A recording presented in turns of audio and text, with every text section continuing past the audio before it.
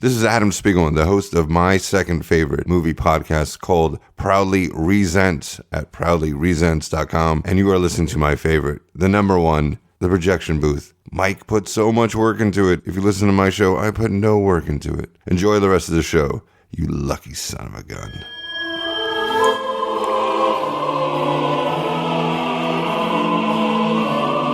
卵の中の眠り続ける大きな鳥を。その鳥はどうしたの？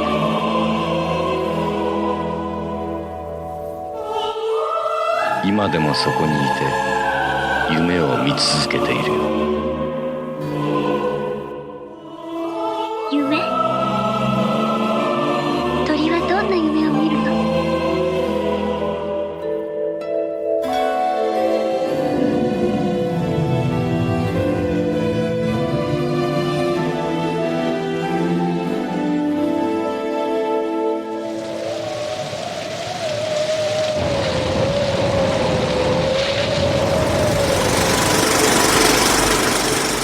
？Hey folks, welcome to a special episode of The Projection Booth. I'm your host, Mike White. On this episode, I am talking with Lal Zanka. He's the Director of Assets and Technology over at GKIDS, along with cultural critic Dan Schindel, all about Angel's Egg. It is a 1985 anime film from director Mamoru Oshii, and it is touring the country currently in a new restoration, opening at a lot of theaters wide. And it will be coming to 4K Blu-ray pretty soon as well. So keep an eye out for that. Thank you so much for listening, and I hope you enjoy this interview. Lyle, I want to start with you, if I could, and tell me a little bit more about you and your role at GKIDS. Over at GKIDS, I'm basically in charge of all of our technical and what we call post-production. I'm basically handling the internal lab services, as we like to call them, for all of our distribution. This is something we do in-house, which I think is a little bit unique to us, but I basically oversee that, which can range from simply taking things we get from Japan, localizing them, and distributing them, to doing brand new 4K up-reses and things like that. We do quite a lot over here. And it sounds like with this Angel's Egg, right, it was a little bit of both, right? They restored it in Japan, and then you localized it here? Yeah, so the restoration was done entirely in Japan with the director Oshii overseeing it. But here, our main role in that whole process was to localize it, which includes a brand new, never before done English dub of the film, which, you know, despite its 70-something lines of dialogue, was something we felt was really important for us to do to get as many eyes on this film as possible. And as part of that dub, we also replicated what they did in Japan, as this will be in Dolby Cinema. We did like a Dolby Atmos mix of that dub as well. There's parity there between Japan and the US. Do you know from your Japanese counterparts how the print looked when they started the restoration of this? I don't have a ton of insight into exactly what that looked like. We're in the process right now of actually going through quite a lot of interview footage that they had recorded between the music director, Amano himself, having some discussions about what that process looked like. One of our localization managers here was actually explaining to me, she speaks Japanese, I don't, but she was watching that through before we've had it subtitled, and was doing a little bit of explaining about what that process looked like. And it sounded very interesting, but from what she said, it sounded like they almost had to go back and take everything apart and remake some things. I think, especially with the music, I think there was a lot of work involved in having to recreate that to modern quality standards. But having seen the print and done the Dolby Vision QC of those DSPs and everything, it looks absolutely incredible. When was the first time you actually saw Angel's Egg, and what did you think? In its entirety, the first time I saw it was when we acquired it as GKIDS. I've been aware of its existence for quite a long time. I think it's had a long, infamous history as something very famous on things like Tumblr that people just loved the aesthetic of and would post online without ever having really seen it, considering it didn't really have a release outside the United States. But as a big fan of Amano and his artwork, as one of my favorite artists, ever since I joined GKIDS a little over 5 years ago, I was like, we have to acquire this film. I felt very lucky that they chose to do a 4K restoration of this and that we were able to acquire it. And give it the real attention it deserves and get it in front of as many people as possible. And especially in doing this Dolby Cinema release, to me, was really exciting. And Ben, yeah, same question for you. So I first saw Angel's Egg in college, and the way I saw it was the same way that I saw most anime at that time, which is that I went to one of many pirate sites that existed where you could easily stream films like that. I could not tell you how I first heard of it, especially back in those days. I say as if it was that long ago, but it's remarkable, like how in a relatively short amount of time, like the mainstreaming of anime has made it much more accessible and like much more broadly recognized. And like, to me, that landscape is like almost completely changed from when I was younger. It was much more niche, and everyone learned about different titles, different shows, different movies, certain ways.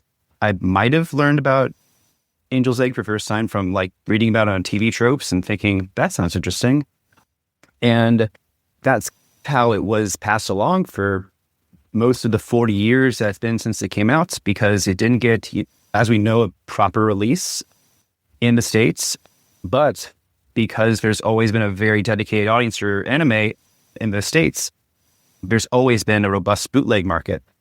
So it started out with like bootlegs, and then with the internet, as that became more sophisticated, you could see it via stream or via torrents. And I guess that another thing that's changed is that in more recent years, like people lost for recipes for how to torrent properly. But yeah, now it's finally available to see in a legitimate manner. And I still haven't been able to catch it on big screen. There was a few years ago, much ballyhooed screening at Japan Society here in New York, which Amano was actually present for, which would have been incredible, but I was out of town when it happened.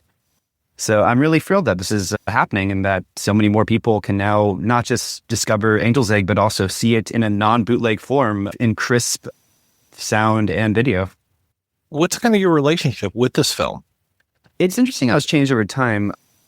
When I saw it, I was like 19 or 20. So a lot of the symbolism just went over my head, and I just had the, wow, damn, that's crazy reaction to it, which I think is a big part of its reputation too. It's one of the more notorious, wow, this movie's so weird and so inscrutable. What does it mean? It has that kind of reputation. And that's definitely how I reacted to it when I was much younger. But then as I've come back to it over the years, I couldn't say for sure, but I have the explanation for Angel's Egg, what it means. Absolutely. No, it's obvious. No. But it does, certain things resonate for me, especially that when I saw it in college, I was going to a Christian college. I was raised Christian. I was Christian at the time. And then since then, I'm now agnostic. And so coming back to Angel's Egg with that amount of religious symbolism in it, I am changing my own perspective on faith. Has been really interesting. And it's definitely led to it resonating with me more. Hopefully you'll be in a little bit of luck, because I was at that Japan Society screening that Amano was at, and it was recorded, and we are hoping to actually put that together into a nice Blu-ray bonus feature. So hopefully you'll get to experience that one day. That's awesome. What is the next steps with this now that the restoration is done, now that the dub has been done, the Atmos is complete? Where are you going from there with this, Lyle? Once our theatrical run, we have some special Dolby screenings in advance, and then our wider release, I think the week after. And then from there, I think the next step will be its streaming debut on HBO Max, which I think is really exciting, which is part of a larger deal that we've done with them to release like lots of different movies. And then after that, as soon as we can get it to market, we'll have a couple different SKUs of Blu-rays coming out for people to purchase. And I think once I've got that in my hands, I'll feel like the cycle is complete, and that like my desire to acquire this film and get it in front of people, having a physical product, I think will be really exciting. Is there a normal process for you when it comes to some of these releases that you're doing, or is it always a little bit different and you just have to roll with the punches? Every film is different.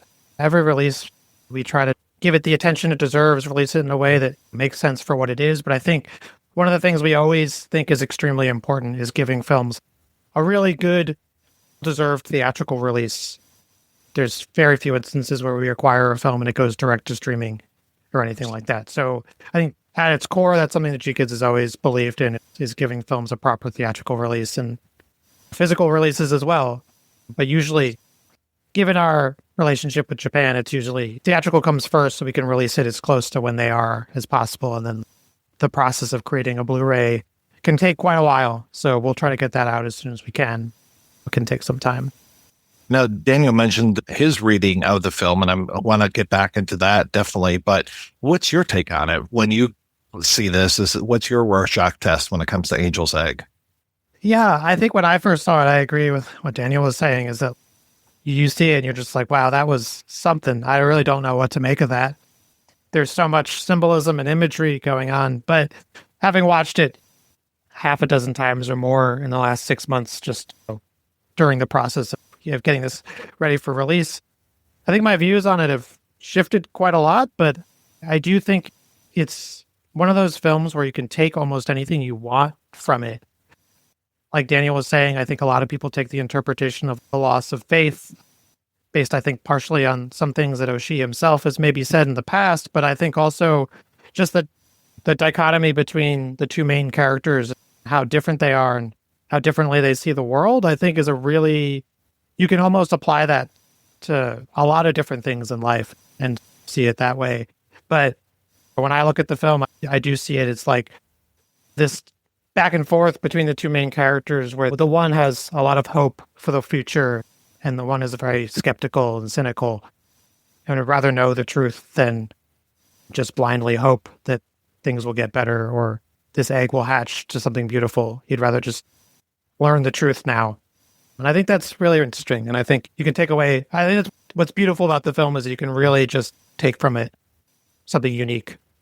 Almost every time I see it, I find something new that I can apply it to.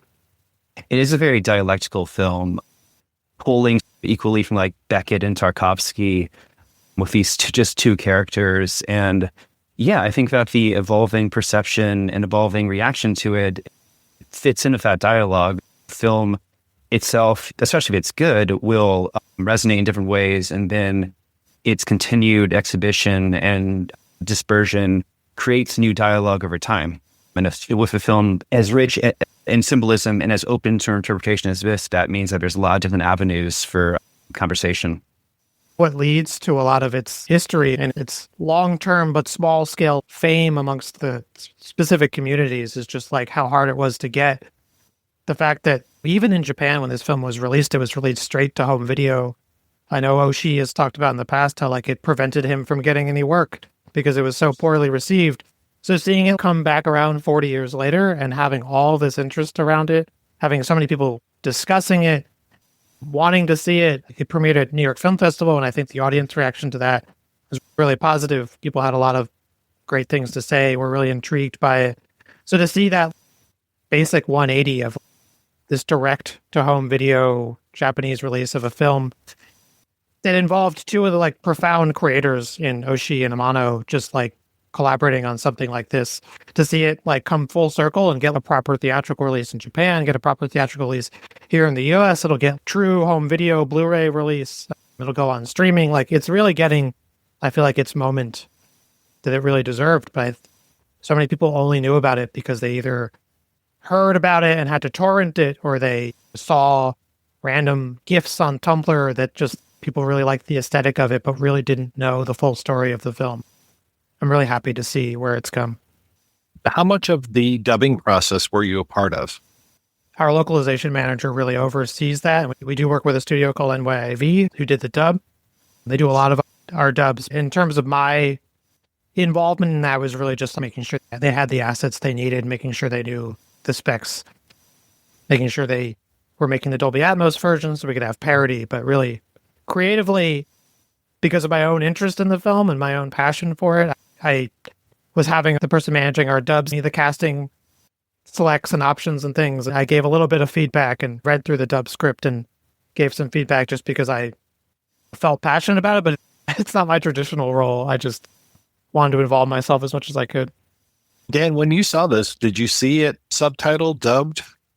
Part of the rich tradition of bootlegging anime is a rich tradition of fan subs.